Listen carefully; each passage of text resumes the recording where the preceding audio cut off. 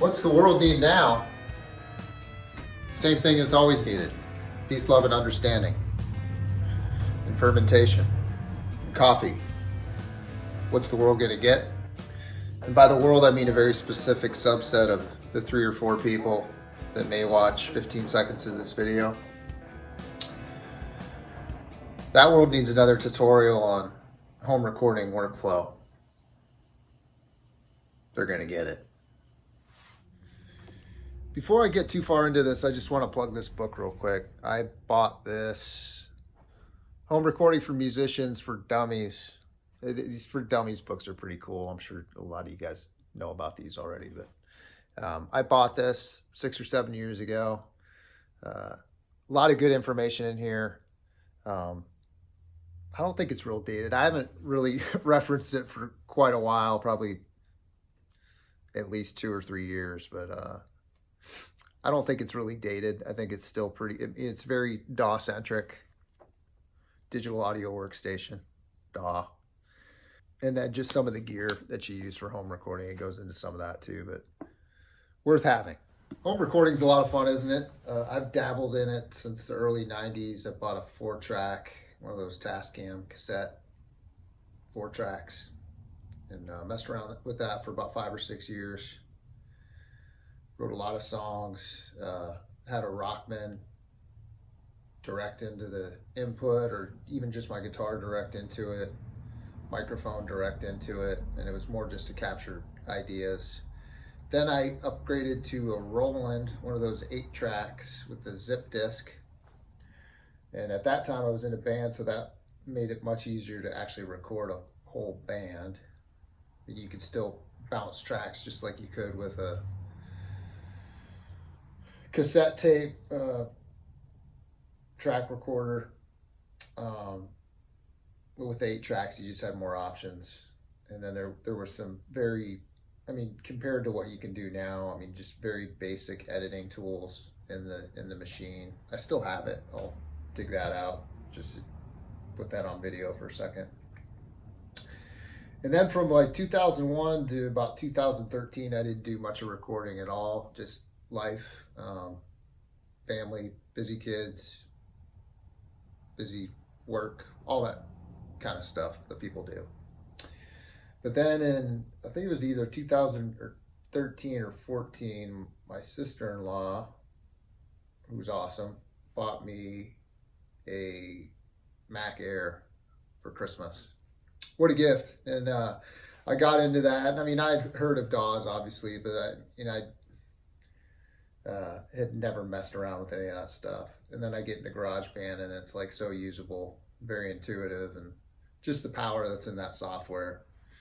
You think about it, like I've seen clips of that, the Beatles Get Back thing that just came out. I've seen about 45 minutes of it. And in the first episode, they're talking about EMI sending over an 8-track recorder. And this big machine shows up, 8 tracks to tape. And just, basically these computers, we have unlimited tracks.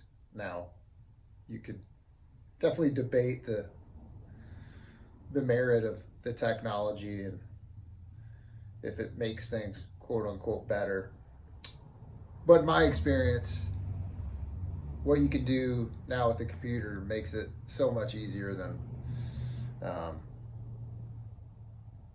my days with the 4-track and 8-track. So just a little background on some of the tools I've used over the years, and kind of the timeline to where I am now in this whole home recording thing.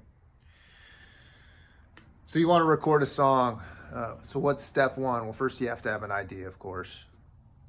So where your idea is going to come from. Could be a song title, could be a phrase, it could be a lyric, it could be a melody, it could be a lyric to a melody, it could be a chord progression you're messing around with, it could be a rhythm that's in your head, just something that interests you and you want to develop more. That's basically the germ of the idea that you need to get started.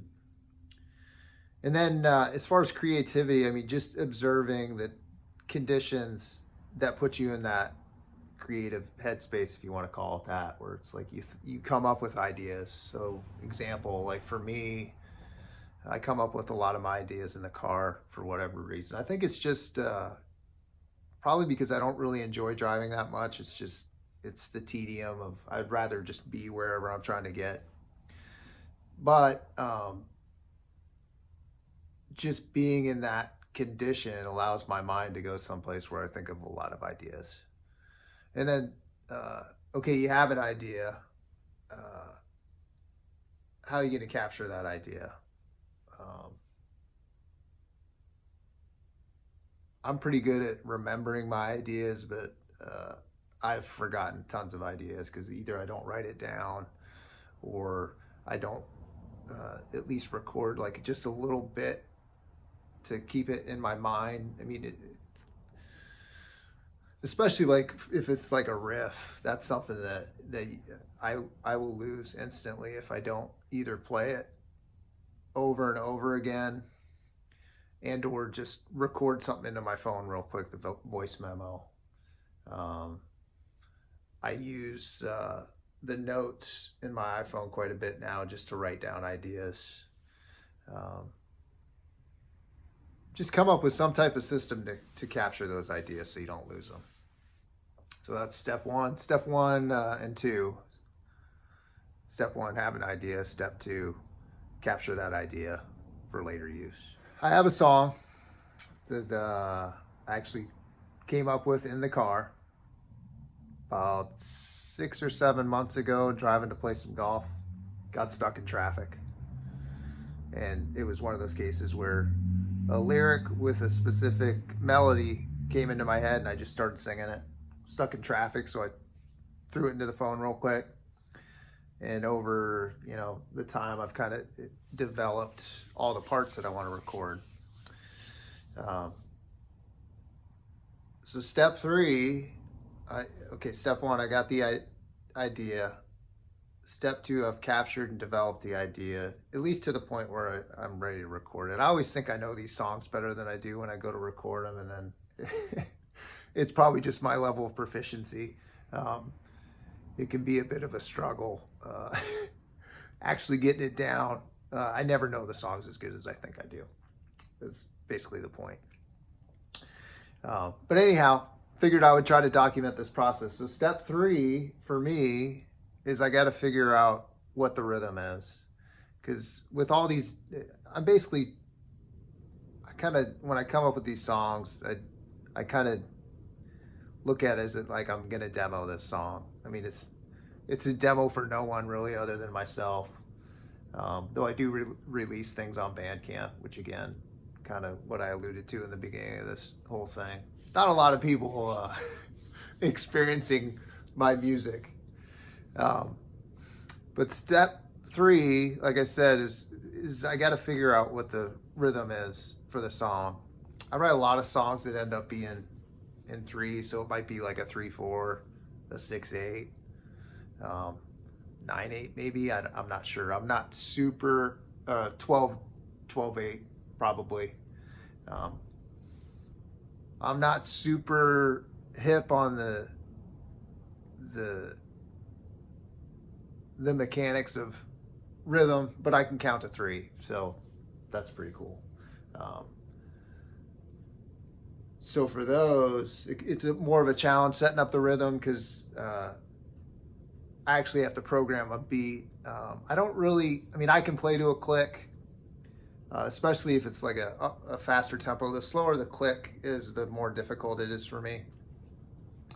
But if I have a click, plus just like a little beat, doesn't have to be anything elaborate, it helps me a lot. It helps me not lose my place in the song or whatever I'm trying to do. So step three, figure out your rhythm. By that, I mean the beats per minute. And I'll do a quick demonstration about how I do that. It's pretty simple. Voice memo pulled up on my computer. This song's actually in 4/4, which is going to make it a lot easier to set up my rhythm because I can use some of the tools and Logic to help me. And I'll get into that later. But I threw this into the computer this morning. I have the basic, like I know it's like a 1, 2, 3, 4, kind of a mid-tempo. It's probably going to be around 100 BPM probably. But I want to record at least 10 seconds, and I'll show you why that's important here in a second. So I think I got about 17 seconds of audio here. So I'll just do 1, 2, 3, 4, 1, 2, 3, 4.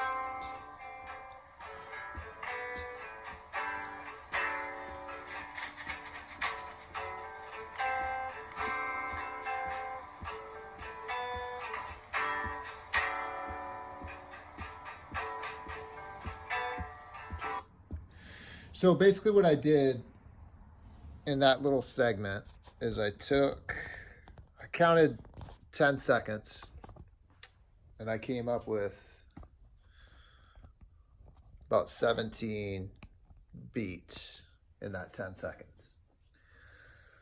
So obviously if you multiply 10 seconds by 6, that'll take you to a minute. 17 times 6 is about 102. So I think I'm in the ballpark for, and this song actually, I like this song because it's, well, I don't know if I like it yet because I haven't recorded it, but I like it structurally in that it's 4 or 5 different parts. It never repeats, except the vocals repeat a lot, but the actual music, it's like a progression of different, it's like a mini suite, I guess. I think it's going to be about 3.5 minutes long, maybe 4 minutes. But like I said, that's kind of my process. Like, just get some of the music that you're going to record down at least 10 seconds. Count how many beats elapse in that 10 seconds, multiply that by 6, and you got your BPM. Location change in my trusty recliner. Got a Logic session pulled up here. Working title, Finding Out. We go ahead and switch the BPM to 102. And I may have to adjust that later. We'll find out when I actually start trying to lay down some music. And I know this song is in D major. As far as like setting up the key signature, not super important if you're just doing live instruments.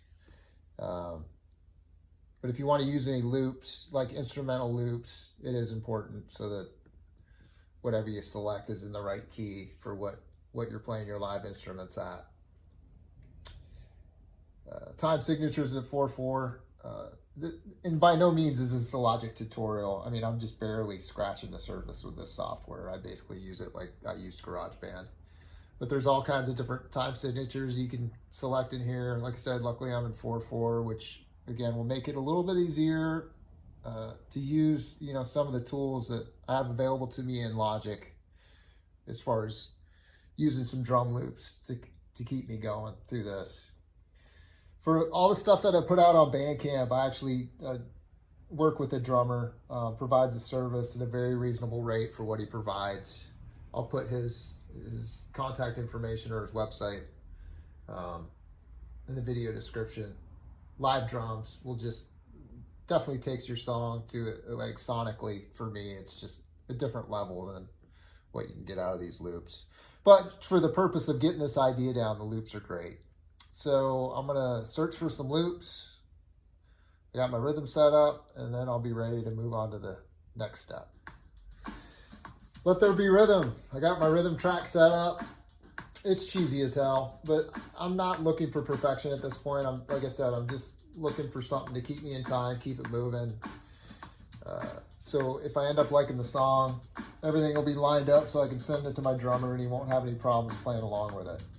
Got about 5 minutes here. Like I said, the song is going to be about 3.5 to 4 minutes long, I believe.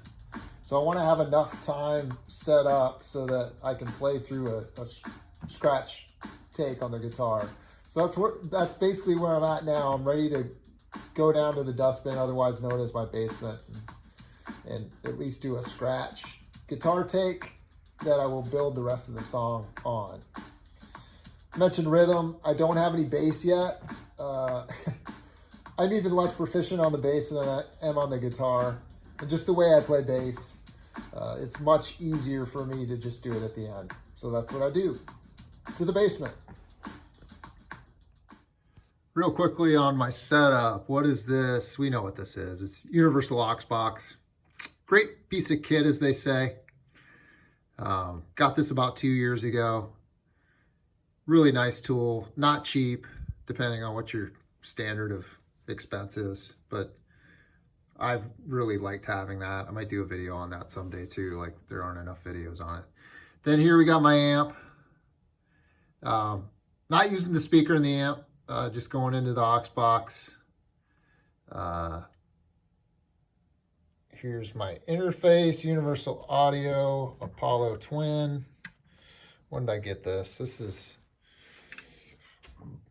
This version's probably 6 or 7 years old. And then into my computer, obviously. The aux is the digital out that goes into the back of the interface. Just want to look at this monstrosity real quick. This actually has a speaker inside of it. I have a Mesa Boogie cabinet in there, 12-inch speaker. There's actually another box in the box. It's an isolation cabinet basically that I built.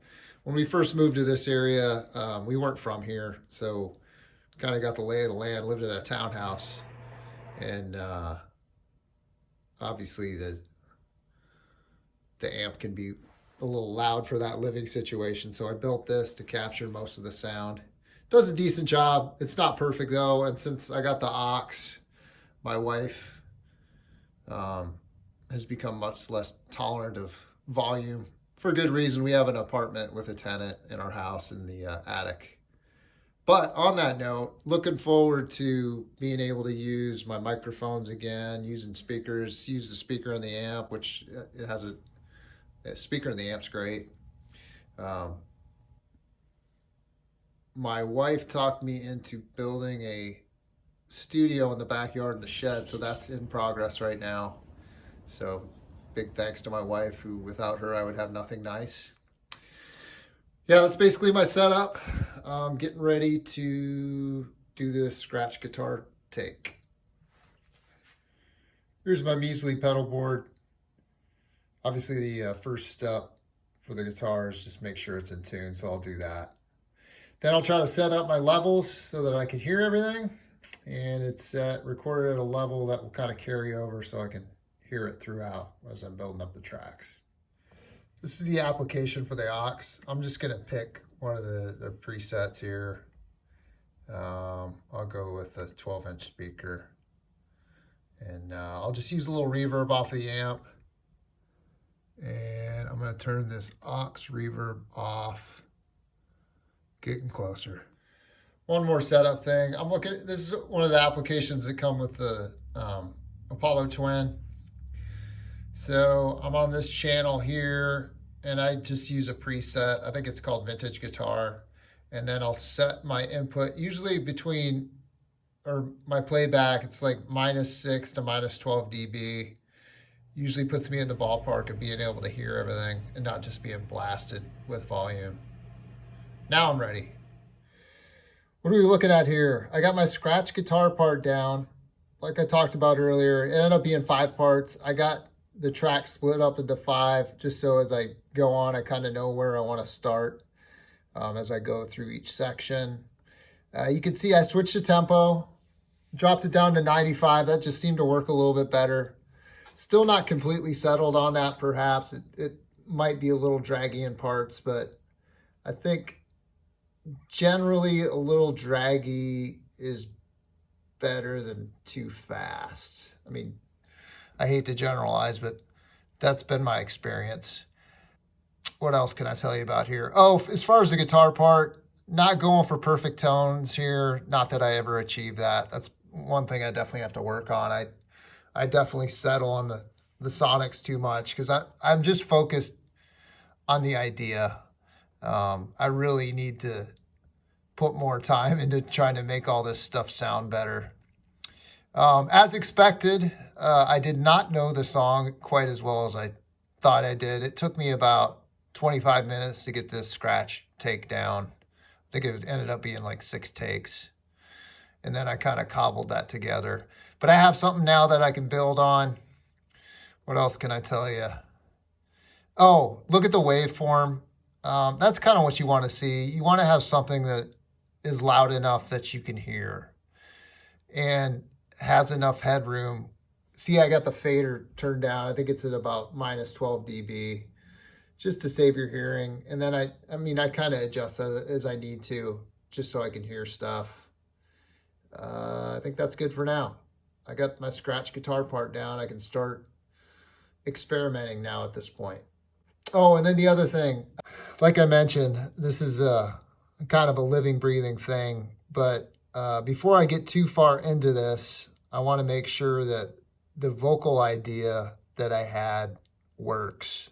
And it does. So I'm just going to keep on going with this. I got my 5 parts. I can start layering guitars now, go for different sounds, and keep building the track. Lots of tuning in between takes, important. You don't want to, especially as you layer stuff, it's got to be in tune with each other, so you don't want to have a great take that's not quite there because it's not in tune. Drop D tuning here. Okay, I think I got the basic rhythm track down. What I've done here is I think I'm going to be able to use a scratch track. So that's set up out of the aux with a 12-inch speaker. Then I got a guitar on the right and a guitar on the left with 2 different speaker cabinets out of the aux. Still really no effects, just a little reverb off the amp. And on that note, you know, when you start messing around with this stuff, consider using less gain. I mean, I have my amp turned out pretty loud. I got it jumpered, and I got the normal channel on 6 and the vibrato channel on 8. So that's pretty cranked. So I'm getting some overdrive just from the amp. And I'll play a couple of the different parts here, and I think you'll see, I mean, it's pretty loud guitars, plus it's in drop D. But what I'm really hoping for is clarity. That's kind of what I'm always shooting for. I don't want a super muddy sound, which, I mean, my sound, it's probably too trebly. I haven't quite figured that out. It's a work in progress. But yeah, consider less gain. That's the main point. So let's listen to a couple clips here. Here's kind of the section 1. So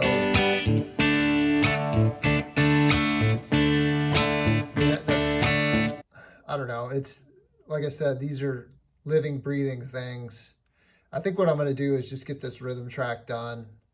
I'm going to throw some bass on it. Then I'm probably going to try to do some vocal and then just see where I want to go from there. Here's the second part. So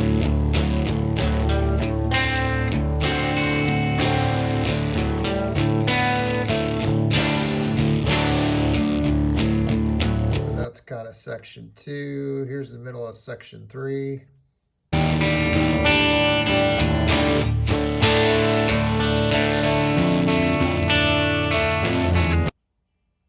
And that section 3 may be a little draggy. That's I might have to play around with this as I go on. But here's section 4.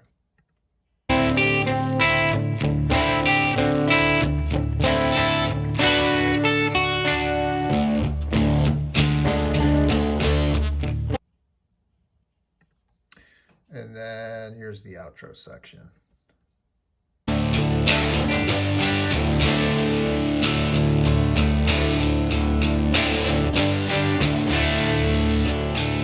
Yeah, so that's where I'm at right now. Like I said, I'm going to try to do some bass, and I'll try to do at least some of the vocals, and then I'll probably mess around with some percussion, see if I can get something a little bit more interesting going. That's where we're at. Less gain, more volume. All right, my bass setup, very simple. I completely use the software for bass. I don't own a bass amp, so it's all direct in my interface. And then using the bass models in Logic. So almost 99 times out of 100, I end up using this hi-fi DI, they call it. And I'll show you some of those settings real quick. I usually don't mess with that at all. I mean, the only thing I usually alter is the amp itself. So I'll usually go with a cabinet, and then instead of the direct box model, I'll use the classic amp. And then I'll kind of mess around with this as I need to get some sound that I can live with. We'll just say for no reason, really. I'm gonna try this dynamic 20 amp with or dynamic 20 microphone with the microphone real close to the speaker. And we'll see, and all this stuff, I mean, you can adjust this till the cows come home. The key is to capture a performance that you can live with, and then alter as you need to fit into the track. So I'm going to tune up the bass and give this a go. Okay, bass track is, I got a bass track. I don't know if it's done. We'll see. So I talked about, with the guitar, less gain, more volume, going for more clarity. With the bass, I want it to be very deep. That's where I'm trying to get the weight and the heaviness into the music. Not that this is a heavy song by any means, but just, I guess that's between the bass and the drums, that's where I try to get the weight to make it sound like a rock song, basically. So I'll play a couple little clips just to show you what the bass does in the mix so far. Let's try this part right here.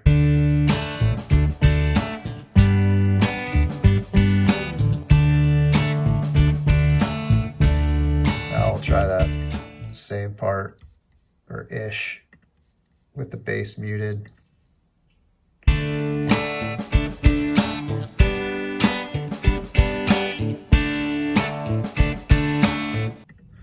Try a different part. Try this part. I'll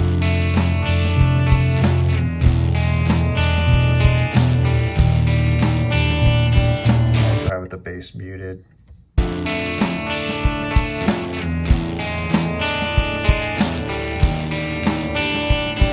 There's some bass in the guitar, so you're not totally losing that low end, but here's with the bass back on.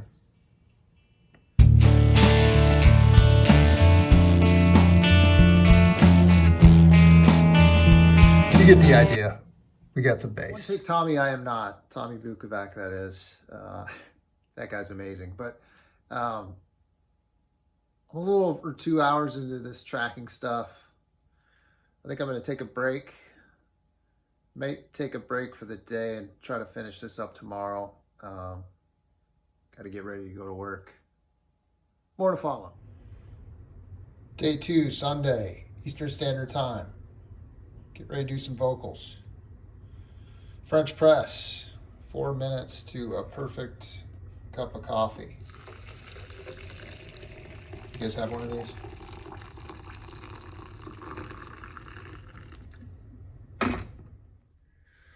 Another day, another t-shirt.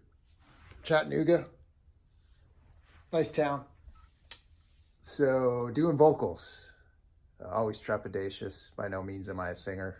Never practice.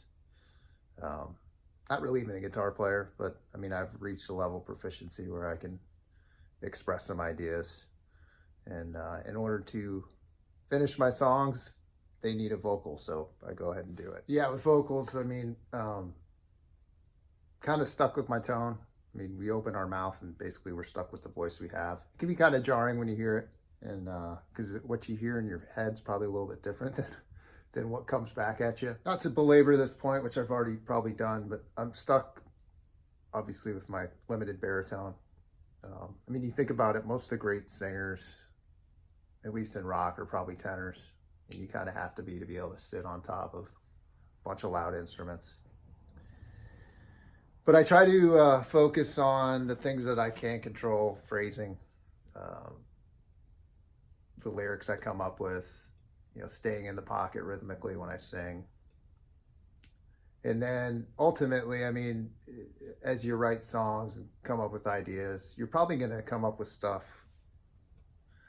that you can sing to if you're inclined to, just because it's probably just naturally happens. It's what's in your head. It's what's going to come out. So one last point, and then I'll move on to my setup for sort of how I do vocals. But yeah, I would say like that's one of the beauties of rock music is that there are room for vocalists and singers. And I make a distinction between a vocalist and a singer. Like Freddie Mercury's a singer. I mean, you could put any song in front of that dude and he would have been able to sing it. I mean, you look at a guy like Anthony Kiedis from Red Hot Chili Peppers. He's a vocalist. But his voice was perfect for a song like Under the Bridge. So I'm definitely in that vocalist camp, and I try to write songs, again, it probably naturally happens, but that allow my voice to participate in it. But enough of that. Let's go over the setup and I'll start recording these vocals. What are we looking at? We're looking into my living room, which is basically doubles as my vocal studio. Try it from this angle.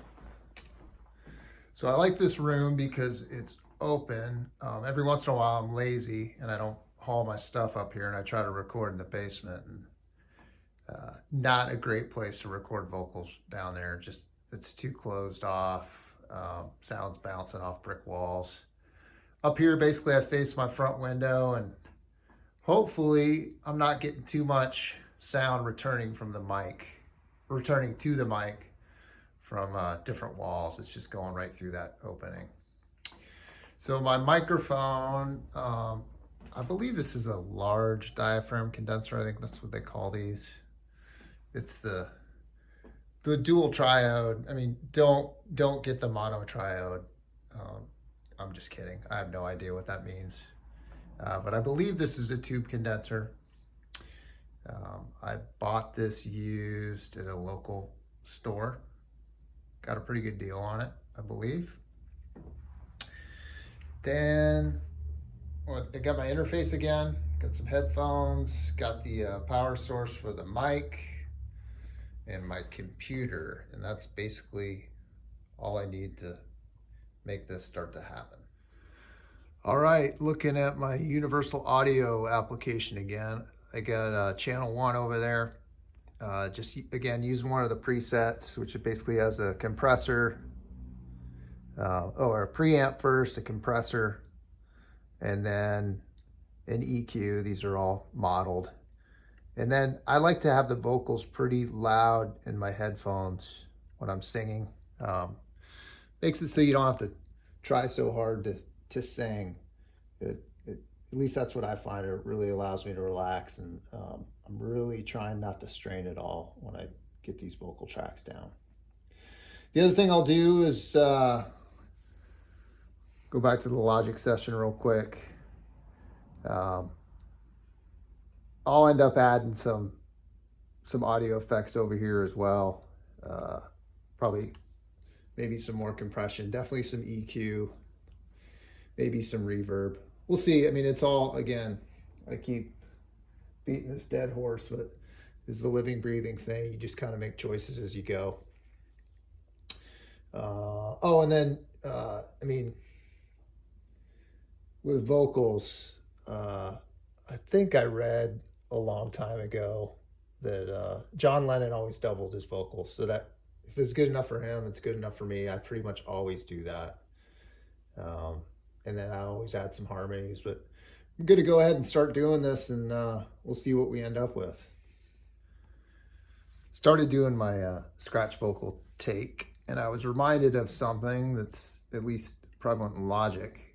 So when you record something, it doesn't default to low latency monitoring mode for some reason. With some of the stuff, it's not a big deal. Like, you can probably get a guitar track down and without this low latency thing on. I would challenge you to try to do vocals when that's not selected, and it's damn near impossible. So just like I said, I was reminded of this. Like, I need to have this selected when I'm doing vocals. Back to it. All right, back at my mixing console, otherwise known as my recliner. I've swapped beverages. I got the vocals recorded, and I'm gonna leave all my gear set up just in case I want to come back and redo something, but I think I'm probably done. Ended up doing 6 tracks. I got basically doubled 2 lead vocals, 2 backups, and another 2 backups. So that's kind of what you're seeing here in the middle of the screen. Haven't added any effects yet. I think I'm just gonna do a bus and then probably put a little bit of reverb and EQ on the vocals. I don't think it needs any compression or anything. It's sitting pretty good in the mix so far. What else can I say about the vocals? Oh, probably the only other thing I'll probably have to do is, because the song is somewhat dynamic as far as loudness. It pretty much keeps building, but every once in a while it'll come back a little bit. So I'll probably have to do some automation just to match the vocal volume to the rest of the track. Just go to the middle of the song. Kind of see where the vocal's sitting in the mix so far. Everyone is gone. You're so lonely, finding out you're wrong. You're so lonely, everyone is gone. You get the idea. Again, I think tonally I'm pretty happy with it. As you'll see when I do the whole track. I mean, the lyrics are very repetitive, but I think it works because, like I said, each section of the song is different, so it's kind of like a different song for the lyrics as you move into each section. We'll see. The audience always decides, right? I think the only other thing I have to do before I mix and quote unquote master this is I am going to go back in. The arrangement sounded pretty full just with that basic rhythm guitar track, but I think I'm going to go back and add a couple parts, or try to, and heed the advice. And again, I keep going back to this guy, Tom Bukovac, because he's like my guru. He says, let the vocal tell you what to play on the guitar. So I'm gonna see if I can make that work. I always keep his words in mind. The execution, we'll see. It's probably not quite there yet. All right, back to the basement. I think I'm done with this song. Anybody make it this far?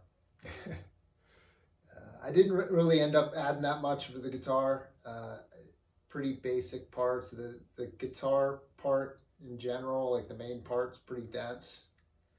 I did put some boost on these overdubs, so it just kind of adds to the overall low end of the song. But yeah, I mean, the guitar arrangement's pretty dense. Vocal arrangement's pretty dense. And I don't want to make it overly busy. Not sure I'm sold on this song, but I'm not going to rush to any judgment. I typically like to sit on these for a couple days and see if I'm into it or not. But yeah, that's my process. If there is such a thing. Any way you look at it, I mean, it's fun just doing these ideas. And if you made it this far, I'll go ahead and put the finished product at the end of this video. I have no idea how long this is going to be. I guess I'll have to do that whole timestamp thing. But that's all I got. Peace.